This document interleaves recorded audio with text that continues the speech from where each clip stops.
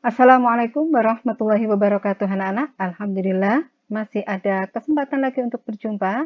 Semoga tetap sehat dan semangat dalam mengikuti pembelajaran jarak jauh. Baik, untuk video kali ini kita akan membahas garis dan sudut. Mungkin di SD kalian sudah pernah mempelajarinya, namun di sini akan kita ulangi, sedikit mengulangi, dan kemudian kita akan menambah banyak hal di sini ya. Baik, kita mulai untuk A, yaitu garis. Di sini kita akan membahas tentang konsep garis dan hubungan antara titik, garis, dan bidang. Sebelum kita lanjutkan, jika bermanfaat tekan like, share, dan subscribe di bawah ini ya, agar kalian dapat mengikuti sub pokok bahasan atau pokok-pokok bahasan yang lainnya.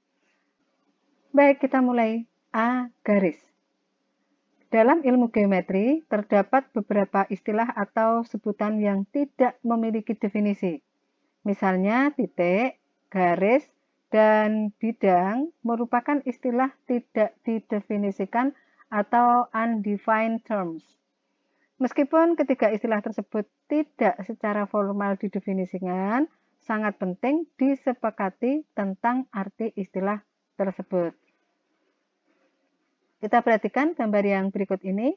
Di sini suatu titik tidak memiliki ukuran, biasanya dideskripsikan menggunakan tanda noktah. Misalnya titik A pada gambar di samping. Ini ya. Kemudian 2, suatu garis direpresentasikan oleh suatu garis lurus dengan 2 tanda panah di setiap ujungnya yang mengindikasikan bahwa garis tersebut dapat diperpanjang tanpa batas. Di samping adalah contoh gambar garis G. Ini ya, ini adalah gambar garis G. Kemudian yang ketiga, suatu bidang direpresentasikan oleh permukaan meja atau dinding atau lantai, masih banyak lagi ya. Tentunya bidang tersebut dapat kita perbesar dengan memperpanjang sisi-sisi yang membentuk bidang tersebut. Di samping adalah contoh gambar bidang datar alfa, gitu ya. Ini adalah contoh bidang alfa. Baik, kita lanjutkan ke konsep garis. A, nama garis. Di sini ada contoh garis yang melalui titik A dan B, dinamakan garis AB, atau bisa dinotasikan dengan AB tanpa menggunakan kata garis.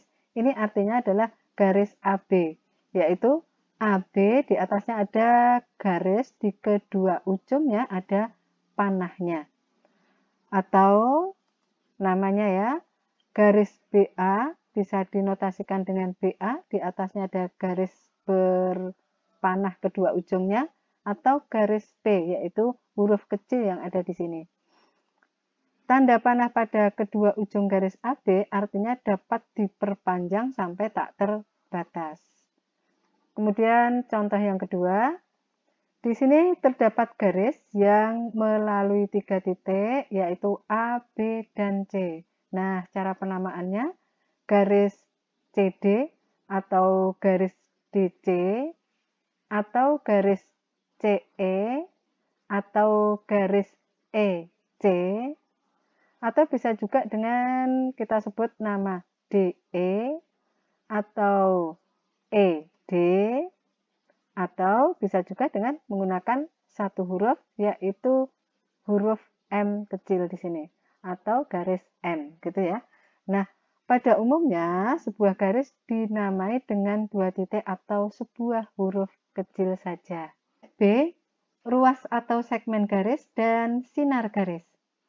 Jika kita memiliki garis AB, seperti pada gambar di sini, kemudian dipotong pada 2 titik, yaitu kita ambil di titik D dan E, maka terdapat hasil potongan-potongannya. Yang pertama, ini adalah sinar. Kita beri nama atau diberi nama dengan sinar DA, bukan sinar AD ya. Jadi penamaan untuk sinar itu dimulai dari pangkalnya menuju ke ujung. tidak punya ujung ya, maka dimulai dari titik pangkalnya yaitu titik D. Kemudian potongan yang kedua, di sini juga merupakan sinar. Penamaannya adalah sinar EB, bukan sinar BE. Kemudian yang ketiga, disebut sebagai ruas atau segmen garis. Kemudian untuk penamaannya ini adalah segmen garis DE atau bisa dengan menyebut segmen garis ED. Untuk segmen, penamaannya bisa dibolak-balik ya, bisa DE, bisa ED. Baik, sebagai keterangannya di sini, potongan garis DA yang pertama ya, memiliki titik pangkal di D, namun tidak punya ujung. Kemudian yang kedua juga sama keterangannya, dia memiliki titik pangkal di E, namun dia tidak memiliki ujung. Nah, untuk ruas garis atau segmen ini memiliki pangkal juga memiliki ujung. Untuk titik D dan E bisa merupakan titik pangkal sekaligus merupakan titik ujung. Nah, bagaimana perbedaannya dengan garis? Ya, kalau garis di sini tidak memiliki pangkal juga tidak memiliki ujung. Paham ya, anak-anak? Ya, baik, kita lanjutkan. Kemudian yang kedua, hubungan antara titik, garis, dan bidang. A. Hubungan titik dan garis. Di sini terdapat dua hubungan, yaitu yang pertama, titik terletak pada garis. Di sini sebagai contohnya, titik A terletak pada garis L. Kemudian yang kedua, titik tidak terletak pada garis. Di sini sebagai contohnya, titik B itu di luar garis M. Kemudian hubungan selanjutnya, hubungan titik dan bidang. Terdapat dua hubungan juga, yaitu titik terletak pada bidang. Sebagai contoh di sini adalah titik C itu terletak pada bidang alfa. Kemudian B, titik tidak terletak pada bidang. Sebagai contoh di sini terdapat titik D tidak terletak pada bidang beta, namun dia di luar bidang beta. Kemudian untuk titik-titik segaris itu disebut sebagai kolinier dan sebidang disebut sebagai koplanar. Kita perhatikan gambar berikut. Di sini titik A, B, C ini adalah segaris, yaitu terletak pada garis L. Kemudian titik C, ini ya, titik C, titik T juga terletak pada satu garis atau segaris, yaitu pada garis K. Nah, semua titik-titik yang terletak pada garis yang sama disebut sebagai titik kolinier. Nah, sekarang kita perhatikan anak-anak. Untuk titik C, dia terletak di L, juga terletak di K. Maka disebut sebagai titik potong atau persekutuan garis K dan L. Kemudian titik A, B, C, D, dan E ini terletak pada satu bidang datar yang sama. Semua titik terletak pada bidang yang sama disebut sebagai koplanar. Ya, paham? Baik, kemudian kita lanjutkan hubungan garis dan bidang. Terdapat tiga hubungan, yaitu garis yang terletak pada bidang. Sebagai contoh, di sini adalah garis L terletak pada bidang alfa. Kemudian garis tidak terletak pada bidang, atau bisa dikatakan garis yang terletak di luar bidang.